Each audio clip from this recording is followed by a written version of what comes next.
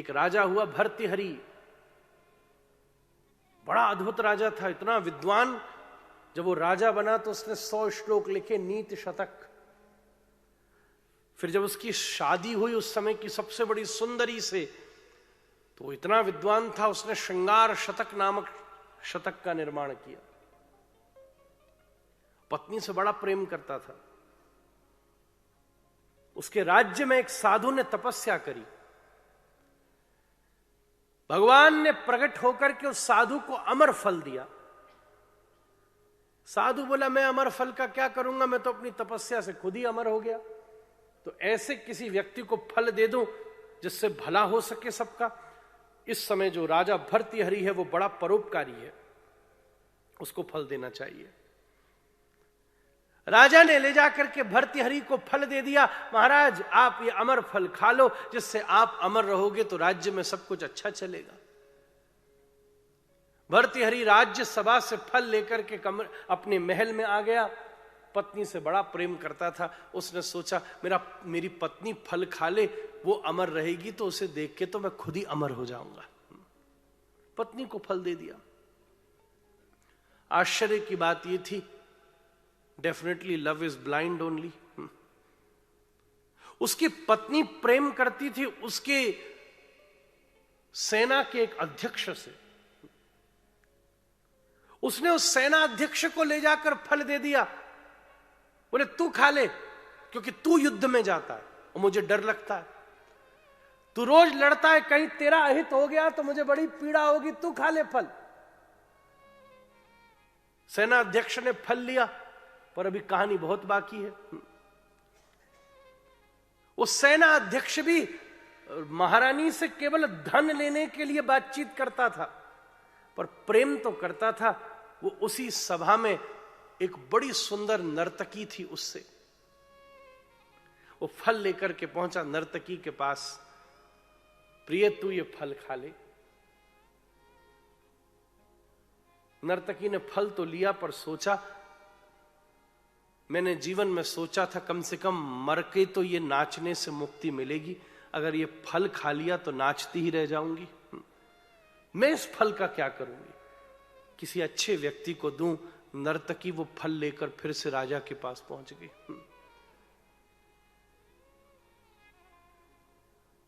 चीजें वापस तो लौटकर जिंदगी में आती ही हैं। महाराज, आप फल खा लीजिए। महाराज बोले, तू कहां से लाई भाई ये फल है? तो वैसा ही लगता है। बोले, आपके सेनाध्यक्ष ने दिया।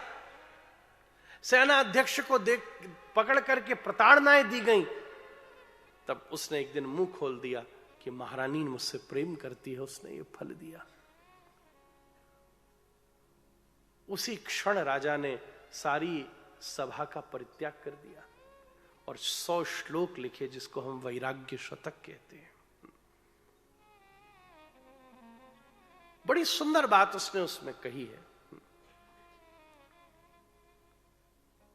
इस संसार की वास्तविक स्वरूप अनस्टेबल ही है। The reality of this whole world that it is unreal. इसलिए इसके साथ हमारा व्यवहार उसी एटीट्यूड की तरह रहना चाहिए। ये एक इंटेलेक्चुअल व्यवहार है। आप ये कैसे सोच रहे हो कि हमारे साथ नहीं हो सकता? ये जब तक नहीं हो रहा तब तक आपको इसलिए असलियत का बोध नहीं हुआ है। होना तो इसके साथ स्वाभाविक ऐसा ही है। थोड़ी देर के लिए हमको सब साधन मिले हैं, एक न एक रोज ये हंगामा हुआ रखा है। मेरा स्वरूप क्या है, संसार का स्वरूप क्या है और ईश्वर का स्वरूप क्या है, इसे जानना ज्ञान है। इसमें रहते हुए भी इसके आकर्षण से मुक्त रहना वैराग्य है।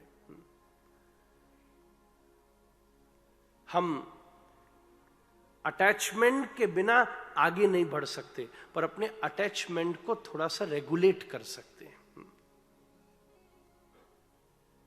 अंतिम बात कही, भक्ति भी बस की ना हो, ज्ञान भी बस का ना हो, वैराग्य भी बस का ना हो, तो अंतिम शब्द है त। त की व्याख्या करते हुए आचार्य लिखते हैं, आप भक्ति ज्ञान वैराग्य कुछ नहीं पकड़ सकते, तो कम से कम एक चीज पकड़िए, और वो क्या है? गलत व्यक्ति के संग का त्याग कर दीजिए। अच्छा काम न करो, कोई चिंता की बात नहीं, कम से कम बुरे करने वाली से अपन दूर रहे। महाराज, तजिए हरि विमुखन को संग, जाके हिय न राम वै देही, तजिए ताहि कोटि बैरी सम, यद्यपि परम सनी। कोई अच्छा व्यक्ति का संग मिल जाए तो सब लोग मिलकर, वही सारे लोग मिलकर भागवत की कथा भी करा सकते हैं महाराज। इतनी सी बात है। कुसंगति मिल जाए तो वो इसमें भी कहेगा यार क्या झंझट में पड़ गए, तो कहीं भी सुन लेते। सत्संग से वधिरणी नाम। आप केवल एक चीज के प्रति न करो माला, न जाओ मंदिर। किसी ने नहीं कहा, बहुत भीड़ भी हो रही है आजकल, तो सभी जाएंगे तो कैसे काम बनेगा। हम ही नहीं जा पाए इस बार, तो इतनी भीड़ हो गई वृंदावन में, हम ही नहीं जा पाए, वहां के रहने वाले ही नहीं जा पाए। ये सब बात दूसरी है, पर एक चीज की सावधानी अपन रख सकते हैं।